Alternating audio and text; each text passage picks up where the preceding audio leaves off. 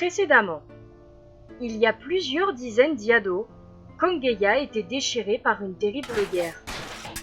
Diverses alliances à travers le continent avaient décidé presque au même moment qu'il était grand temps que leurs différends se règlent dans le sang. Et c'est ainsi que débuta le plus important conflit de mémoire d'elfes. Ainsi, humains, nains, gnomes, elfes et gobelins partirent pour une guerre qui devait être de courte durée. Un amas de conflits frontaliers débuté il y a plus de 110 Yado dégénéra au fur et à mesure des Yado en guerre générale, opposant tout le monde à tout le monde en fonction des intérêts propres à chacun. Lorsque les feux de la guerre s'apprêtaient à s'éteindre, il y a 60 Yado environ, orques et démons s'ajoutèrent au conflit et ravagèrent le nord de Kongeya, ravivant la flamme. Quelques Yado plus tard, les ordres sacrés naquirent pour repousser ce nouveau fléau.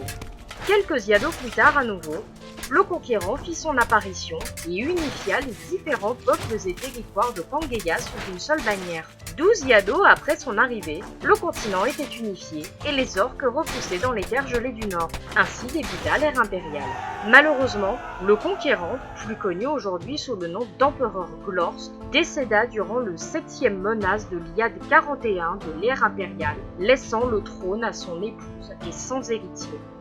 Des temps incertains où revanchisme, indépendantisme et opportunisme domineront s'annoncent.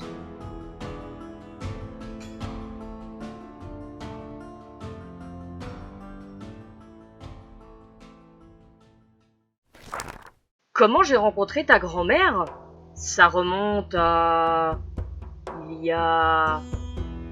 quelques dizaines d'Yado à peu près. C'est une histoire assez longue. Tu es sûr de vouloir l'entendre? Comme tu voudras. À l'époque, je voyageais à travers le continent et je l'ai rencontrée après de nombreuses aventures. La première a eu lieu quelques semaines avant la fête de Vima de Pavan. Je m'en souviens clairement. J'ai eu la chair de poule cette nuit-là. Bref, tout a commencé une nuit sombre, agrémentée d'une pluie abondante. Chapitre 1. Long couteau. Yad 41 de l'ère impériale. 6e dan d'Arntayo. Le dernier quartier de la Mona décroissante était caché par un épais manteau nuageux, déversant un véritable torrent de pluie sur les pauvres âmes obligées de voyager dans de telles conditions. Une silhouette était escortée d'une vingtaine d'autres plus massives à première vue. Elles étaient lourdement armées d'après les nombreux cliquetis métalliques émis à chaque mouvement, bien qu'atténués par la forte pluie. La silhouette frappa à la porte d'une petite demeure faite de bois et de chaume au milieu des champs. Malgré l'ounia tardive, un ray de lumière vacillant apparut sous la porte. Un homme d'un âge certain, ses rides dévoilant de longues années de labeur sur son visage, ouvrit la porte, l'air effrayé par ces inhabituels voyageurs. Après un bref échange, la silhouette fit un signe, mettant ainsi tout le groupe en colonne et la fit avancer vers les ténèbres nocturnes, laissant le vieil homme à ses préoccupations quotidiennes. S'il parvient toutefois à comprendre pourquoi de tels individus voyagent dans une région si reculée, à la recherche d'une demeure abandonnée depuis la mort de son propriétaire, ou à oublier cette nuit, tel un mauvais rêve. Un peu plus tard, la colonne fit halte non loin d'une demeure en bois de 2 étages adjacente à un bois. Malgré son abandon, elle était toujours en bon état et pourrait appartenir à un propriétaire terrien, mais la réalité était plus sombre. Les soldats encerclèrent la demeure, prêts au combat, tandis que le chef enfonça la porte d'entrée, l'épée à la main, en hurlant d'une voix forte « Chargez! Aucun prisonnier! Tous les conspirateurs doivent mourir !» Immédiatement, de multiples fracas se firent entendre, suivis de hurlements et de sons de lames s'entrechoquant, couverts par une pluie redoublant d'intensité. La pièce était faiblement éclairée et sentait le moisi, en plus de contenir une atmosphère des plus lourdes. Moins à cause de son emplacement souterrain que pour le sujet dont on y débattait. Un groupe de 5 hommes, venant de tous horizons, était réunis autour d'une table rectangulaire donnant l'impression de pouvoir s'effondrer au premier courant d'air. De plus, les quelques gardes, qui tenaient plus du coupe-jarret au vu de leur accoutrement, peinaient à tenir dans un espace si restreint. L'un des individus attablés, un homme assez âgé et mince, prit la parole d'un ton légèrement irrité en se levant brusquement. Vous parlez tout de même de renverser l'impératrice, voire de l'assassiner. Vous n'espérez tout de même pas que cela soit une entreprise si simple que l'on puisse y parvenir sans risque. Restons un tant soit peu réalistes, mes amis. Un autre homme, ventripotent et élégamment vêtu, une personne d'importance sans aucun doute, prit la parole et renchérit d'une voix claire. C'est évident, mais nous pouvons y arriver. L'empereur est mort sans laisser ne serait-ce qu'un bâtard pour hériter du trône. Il suffit de forcer la main de l'impératrice pour qu'un nouveau dirigeant apparaisse. De plus, de nombreuses factions se forment dans tout l'Empire pour réclamer le trône. Il prit un temps de respiration avant de reprendre son discours de plus belle. Tant que nous restons suffisamment discrets, nous pourrons utiliser ces dissensions à notre profit, et même devenir les sauveurs de cette terre lorsque l'Empire s'effritera. N'oubliez pas, cette occasion ne se représentera sans doute jamais. Nous devons la saisir, car c'est également notre devoir d'assurer la stabilité de notre si précieux empire. Et qui montera sur le trône pour tenir les rênes de cet empire qui vous est si précieux à la place de cette femme? Votre fils peut-être? Pourquoi pas? En vérité, n'importe qui fera l'affaire, même mon idiot de fils, même un valet, un mendiant ou un cochon d'ailleurs. La seule chose qu'on lui demandera, c'est de savoir faire des enfants et d'obéir bien gentiment. L'homme ventripotent plaça sa tête sur ses mains jointes afin de signifier à son entourage, et en particulier à son interlocuteur, qu'il avait terminé. Le vieil homme se résigna en s'asseyant devant tant d'assurance, d'arrogance ou de prétention, mais ne put s'empêcher de serrer les dents en pensant avoir fait une grave erreur en rejoignant ce groupe qu'il jugeait désormais comme dénué de tout bon sens. Les trois autres participants se contentèrent d'écouter l'échange jusque-là. Toutefois, l'un d'eux décida de présenter son opinion sur la situation. Imposant de par sa carrure et effrayant de par l'origine de son armure, seul son bâton trahissait sa véritable profession, ce qui ne le rendait pas moins dangereux, au contraire. Il prit alors la parole d'une voix grave, éraillée, froide et dénuée de tout sentiment. Il serait plus simple de brûler l'impératrice, ses fidèles et tous ceux qui s'opposeront à nous, et pourquoi pas son petit empire avec. L'un de ceux n'ayant pas encore pris part à la conversation se contenta d'acquiescer silencieusement, davantage par peur que par réel accord. L'autre se contenta de toiser d'un œil prudent les participants, et principalement le mage, qu'il devinait être quelqu'un privilégiant étonnamment la violence comme unique solution. Il portait des habits simples, pratiques et sobres, davantage orientés pour les longs trajets, masquant ses véritables talents, mais pas sa constitution moyenne, peu propice au combat. Néanmoins, il disposait tout de même d'une maigre protection en cuir au cas où. Il avait atteint le même stade d'exaspération que le vieil homme, mais il savait que pour atteindre son but, il devrait collaborer avec toutes sortes d'individus, y compris, pour son malheur, ces imbéciles n'ayant pas la moindre idée de ce à quoi il s'attaquait. Pensant qu'imposer à l'impératrice un nouveau mari soit chose aisée, ou même que l'éliminer, elle et sa garde personnelle suffiraient pour prendre le pouvoir. Il fut subitement interrompu dans ses réflexions par le vieil homme, répondant à la proposition du mage d'un ton las. « Nous utilisons d'autres méthodes que vous autres barbarichaux. Contrairement à vous, nous cherchons à bâtir quelque chose, pas simplement à répondre mort et destruction en espérant pouvoir en tirer quelque chose. » Le mage lui rétorqua presque immédiatement, sur un ton particulièrement sec. « Nous n'avons pas peur d'une vieille femme se cachant dans un vulgaire palais au moins. Et chez nous, le seul qui puisse bâtir est celui qui s'est élevé comme étant le plus grand guerrier, en détruisant ses ennemis la plupart du temps. Et c'est pour ça que la barbarie née ne sera toujours qu'une contrée perdue dénuée de toute forme de civilisation.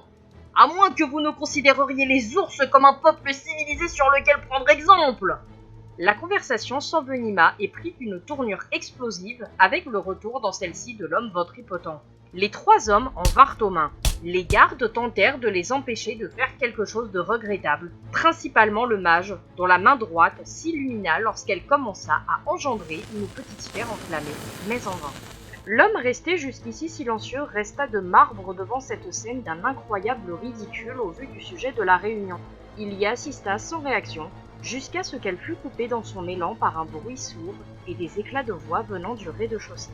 Chaque personne présente dans cette petite pièce tourna le regard instinctivement vers les escaliers, vers la porte de l'étage. Après quelques instants à retenir leur souffle sans bouger, et toujours empoignés, leur pire crainte fut confirmée par un garde tombant du rez-de-chaussée par la porte et se vidant de son sang au bas de l'escalier. Ils avaient été découverts. Ils n'eurent pas le temps de comprendre l'implication des fracas métalliques d'armes ni les hurlements des gardes tombant sous les coups les uns après les autres, que le vieil homme ouvrit une cloison dans le mur, découvrant ainsi un tunnel secret. Il s'y faufila, suivi du mage qui ne l'avait pas lâché du regard malgré l'imminence du danger.